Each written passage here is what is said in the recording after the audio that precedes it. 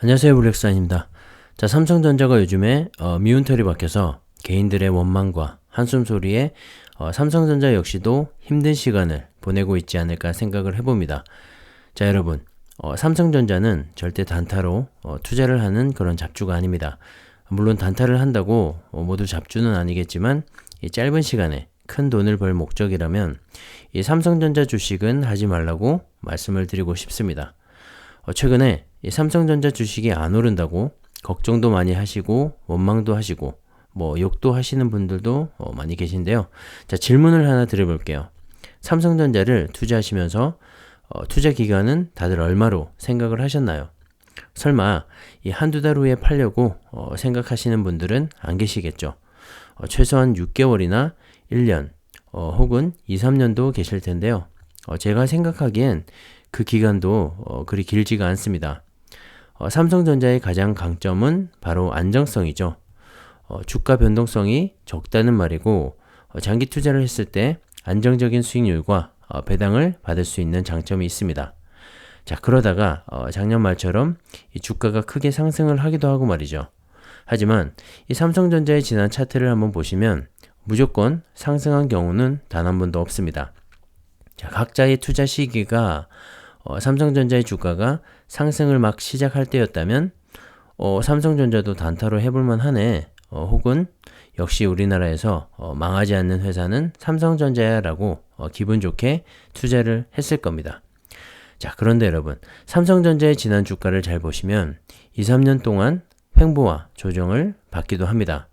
그렇게 긴 조정이 끝난 후에 또다시 큰 폭의 상승을 하는 것이죠.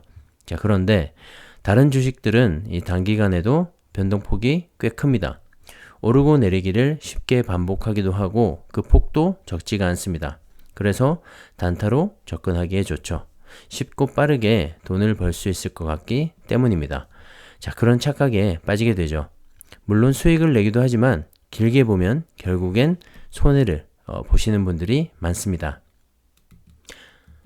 자, 그래서 수익률은 낮지만 천천히 그리고 꾸준히 상승할 수 있는 안정적인 종목의 분할 매수로 이 장기 투자를 해 나가는 것이 10년 혹은 20년 후에 훨씬 더 높은 수익률을 얻을 수가 있습니다. 자, 투자의 기본은 내 돈을 잃지 않는 것이기 때문에 지키는 투자도 중요하다고 생각을 합니다. 자, 그런 점에서 삼성전자만한 주식이 없는 것이고 그래서 이 삼성전자는 장기적으로 투자를 하셔야 합니다. 자, 그런 관점에서 본다면 최근처럼 주가가 조정을 받으면서 횡보를 할 때가 오히려 주식을 모으기에 더할 나위 없이 좋은 시기인 것이죠. 자, 지금보다 주가가 더 떨어질 수도 있습니다. 자, 그럼 또 그때 더 모으면 되죠. 어차피 장기 투자하실 거 아닌가요? 자, 평균 단가도 낮아지고 수량도 늘어나고 일석이조입니다. 자, 그러다가 주가가 반등이 오게 되면 수익률은 더 높아질 수가 있는 것이죠. 최근에 카카오의 주가가 날아가는 바람에 삼성전자에 투자하고 있는 개인들의 이 원망이 더 높아지고 있는데요. 답은 간단합니다. 여윳돈이 있으면 카카오 주식을 사면 되고 오르지 않는 이 삼성에 믿음이 없다면 팔고 카카오로 갈아타시면 됩니다. 자, 카카오 좋은 주식이죠. 최근 주가 흐름만 보면 삼성전자보다 훨씬 더 높은 수익률을 만들어내고 있습니다. 자, 다시 말해서 각자의 투자 스타일에 맞게 투자를 하시면 되는 겁니다. 주식 투자에 정답이 있을까요, 여러분? 내일의 주가를 알 수 있는 사람은 아무도 없습니다. 그래서 이 분산 투자를 하는 것이고 장기 투자를 하는 것이겠죠. 자, 저는 이 삼성전자를 노후 자금으로 생각을 하고 투자를 하고 있는데요. 그만큼 오래 가져갈 주식입니다. 최소 1, 20년은 투자를 할 생각인데 최근 몇 달간 이런 횡보를 참지 못한다면 어떻게 이 장기 투자를 할 수가 있을까요? 자, 제가 생각하는 삼성은 10년 후에 지금보다 더 높은 매출액과 영업이익 그리고 어느 기업보다 더 세계적인 기업이 되었을 거라는 확신이 있기 때문에 장기 투자를 하고 있는데요. 자, 혹시 그런 믿음이 없거나 확신이 생기지 않는다면 지금이라도 털고 나가는 게 맞다고 생각을 합니다. 자, 왜냐면 그런 확신이 없으면 최근처럼 이렇게 주가가 떨어지거나 조정을 받게 되면 불안해지고 짜증도 나고 초조해지고 하기 때문이죠. 자, 어쨌든 이 모든 투자의 결정은 투자자 본인의 몫입니다. 각자 지금 투자하는 목적이 어디에 있는지, 그리고 여유 자금으로 투자를 하고 있는 것인지 한 번 더 생각하셔서 신중한 투자를 하셨으면 합니다. 자, 최근에 삼성전자의 주가가 오랜 시간 조정을 받고 있는 이유가 뭘까요, 여러분? 물론 이재용 부회장의 부재로 인한 주주들의 불안감, 그리고 투자 결정이 매끄럽게 이루어지지 못하는 점 등 이 오너 부재의 이유도 분명히 영향이 있을 겁니다. 자, 거기에 더해서 디램의 가격도 어느 정도 영향을 미치고 있는 것 같습니다. 작년 말부터죠. 올 초까지 계속 떠들어대던 얘기가 바로 반도체 슈퍼 사이클입니다. 자, 디램 등 메모리 반도체 가격이 장기간 상승을 하게 되면서 반도체 업황이 개선이 되고 매출액과 영업이익도 크게 오르게 되는 선순환의 그런 개념인데요. 작년 말부터 오른 디램의 현물 가격이 최근 몇 달간 조정을 받고 있습니다.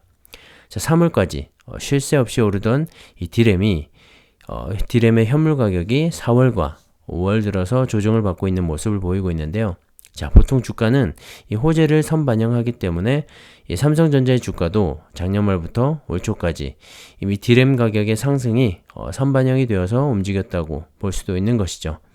자, 그런 와중에 미국의 오스틴 공장 가동 중단으로 인해서 피해가 발생을 하게 되었고, 자, 디램의 현물 가격은 상승과 하락을 반복하면서 조정을 받게 되니까 삼성의 주가도 주춤할 수밖에 없는 것이죠.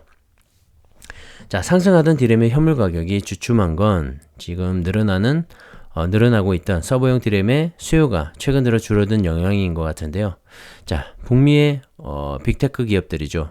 디램 가격의 상승에 따라서 재고 기간을 8주에서 10주로 늘리면서 서버용 디램의 가격에 대응을 하고 있기 때문인데요. 자, 그만큼 재고를 많이 가져가게 되니까 수요가 줄어들고 가격은 떨어지는 그런 효과를 노리는 것이죠. 자, 거기에 대해서 최근에 인도에서 코로나의 재확산으로 인한 이 스마트폰 수요 감소에 영향도 있습니다. 자, 삼성 스마트폰 매출에 적지 않은 비중을 차지하고 있는 인도 시장이기 때문에, 자, 스마트폰을 덜 팔게 되면 그만큼 이 모바일 디램의 수요도 감소를 하게 되죠. 디램 가격의 하락으로 이어지게 됩니다. 하지만 이 모바일 디램 시장은 서버에 비해서 타이트하게 수급이 이루어지고 있기 때문에, 자, 3분기에도 가격이 떨어지지 않을 것으로 업계에서는 보고 있습니다. 자, 게다가 미국의 대형 고객과 공급자들이 3분기 이 모바일 디램 계약을 전기 대비해서 20% 이상 인상된 가격으로 계약을 했기 때문에, 자, 모바일 디램 시장에서는 크게 타격을 받지 않을 것 같습니다. 자, 작년과 올 초까지 코로나로 인해서 언택트 수요가 늘어나면서 PC의 매출도 많이 늘어났는데요. 자, 백신 보급으로 인해서 정상적인 생활이 가능해지게 되면, 자, PC와 같은 전자기기의 수요도 줄어들게 되고, 그렇게 되면 PC 등 스마트 기기의 매출 감소로 이어지고 디램의 수요도 떨어질 것이라는 우려도 있습니다. 하지만 이 디램 가격에 큰 영향을 미치는 서버용 업체들의 수요는 다시 늘어나게 될 것으로 보여서 최근 주춤했던 이 디램의 가격도 다시 상승세를 이어가지 않을까 합니다.